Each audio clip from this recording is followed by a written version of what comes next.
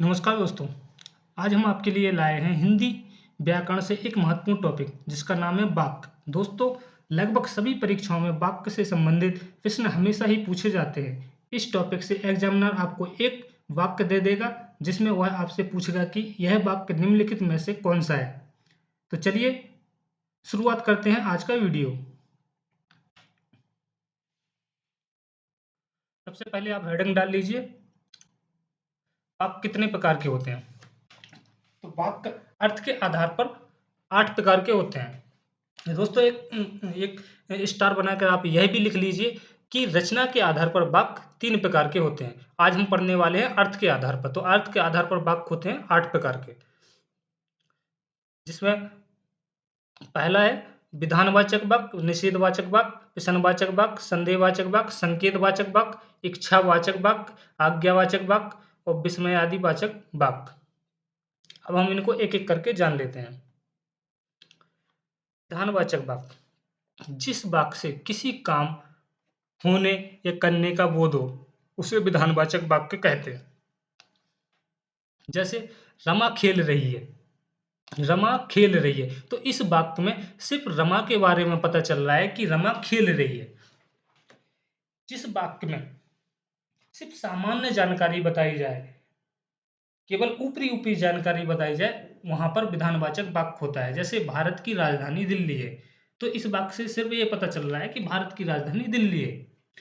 जैसे ताजमहल आगरा में है, तो इससे यही पता चल रहा है कि ताजमहल कहाँ पे, आगरा में, और ताजमहल के बारे में कुछ भी पता नहीं चल रहा है। जैसे राम अयोध्या के राजा थे, तो इस वाक्य से भी यही पता चल रहा है कि राम अयोध्या के राजा थे। अब इसमें राम के बारे में कुछ भी नहीं पता चल रहा है कि राम क्या करते थे। ठीक है, अब हम इसके बाद जानते हैं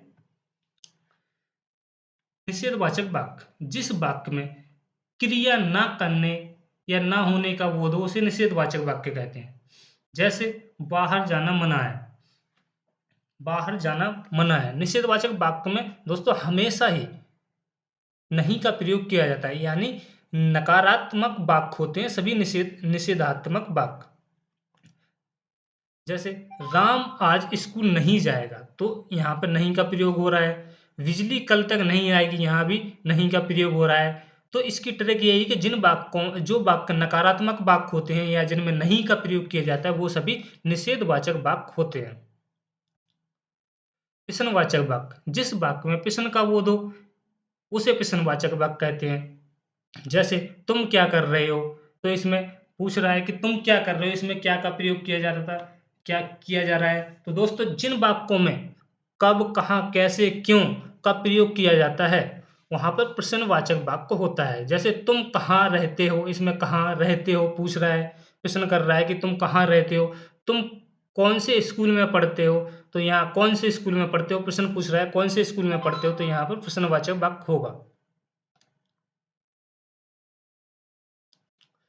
चौथा है संदेहवाचक वाक्य। जिस वाक्य में संदेह या संभावना का बोध हो उसे संदेहवाचक वाक्य कहते हैं। जिन वाक्यों में संदेह या संभावना का बोध हो वहां पर संदेहवाचक वाक्य होता है। जैसे शायद आज बारिश होगी, शायद आज बारिश होगी, तो यहाँ पे ये संदेह का बोध हो रहा है। शायद मैं कल स्कूल जाऊंगा, शायद मैं कल आऊंगा, शायद वह सुधर चुका हो, तो यहाँ पर संदेह का भाव प्रकट हो रहा है। संकेतवाचक, संकेतवाचक वाक्य में एक क्रिया दूसरी क्रिया पर निर्भर होती है, वहां पर संकेतवाचक वाक्य होता है। जैसे यदि बारिश होती तो पानी की कमी ना होती, यदि बारिश होती तो पानी की कमी ना होती। तो दोस्तों, इस तरह के वाक्यों में, संकेतवाचक वाक्यों में हमेशा ही एक क्रिया दूसरी क्रिया पर निर्भर होती है।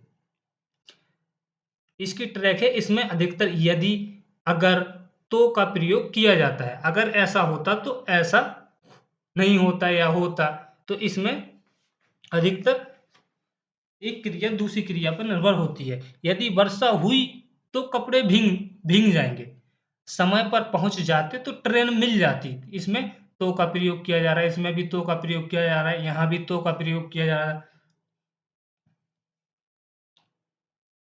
अब है इच्छावाचक वाक्य। जिन वाक्यों में इच्छा, शुभकामनाएं, आशीर्वाद आशा आदि के भाव प्रकट हों, वहाँ पर इच्छावाचक वाक्य होता है। जैसे मुझे आज बाहर जाने का मन हो रहा है। तो दोस्तों मतलब जिन वाक्यों में इच्छा व्यक्त की जाए, शुभकामनाएँ व्यक्त की जाए, शुभकामनाएँ दी जाएँ, आशीर्वाद दिया जाए, आशा की जाए, तो वहाँ पर इसका भाव जो प्रकट होता है उसे इच्छावाचक वाक्य कहते हैं। जैसे मुझे आज बाहर जाने का मन कर रहा है, तो ये इच्छा हो रही है कि मुझे बाहर जाने का मन कर रहा है, तो ये सब इच्छावाचक वाक्य होगा। आपकी यात्रा सुखद हो, तो इसमें आशा की जा रही है कि आपकी यात्रा सुखद हो, आप अपने कार्य में सफल हों। अब है आज्ञावाचक वाक्य। जिस वाक्य में आज्ञा, उपदेश, आदेश दिया जाए, अनुमति ली जाए या प्रार्थना की जाए आदि के भाव प्रकट हों, उसे आज्ञावाचक वाक्य कहते हैं। जैसे तुम बाहर जाओ, इसमें आज्ञा का भाव प्रकट हो रहा है। तुम बाहर जाओ मतलब आज्ञा दी जा रही है कि तुम बाहर जाओ, तो इसमें आज्ञा का भाव प्रकट हो रहा है। कृपया शोर ना करें, एक गिलास दूध लाओ, तो ये आज्ञा का भाव प्रकट हो रहा है इन वाक्यों में। विस विस्मयादि वाचक वाक्य। जिस वाक्यों में विस्मय, हर्ष, क्रोध, घृणा आदि के भाव प्रकट हों, उसे विस्मयवाचक वाक्य कहते हैं। जैसे इनमें अरे, वाह, उफ अधिकतर शब्दों का प्रयोग किया जाता है और विस्मयबोधक चिन्ह का प्रयोग किया जाता है। अरे तुम कितनी सुंदर लग रही हो, वाह कितना मनोरम दृश्य है, उफ मुझे कितना पसीना आ रहा है। इस प्रकार के शब्दों का प्रयोग किया जाता है। उफ, वाह, अरे। अब हम जान लेते हैं इनसे संबंधित कुछ प्रश्न। जैसे मैं राहुल से मिलने नहीं जाऊँगा, मैं राहुल से मिलने नहीं जाऊँगा, मैं कौन-सा वाक्य है? तो दोस्तों मैंने आपको पहले ही बताया है कि जो वाक्य नकारात्मक वाक्य होते हैं वो सब निषेधवाचक वाक्य होते हैं। तो इस वाक्य में नहीं का प्रयोग किया जा रहा है, तो ये निषेधवाचक वाक्य है।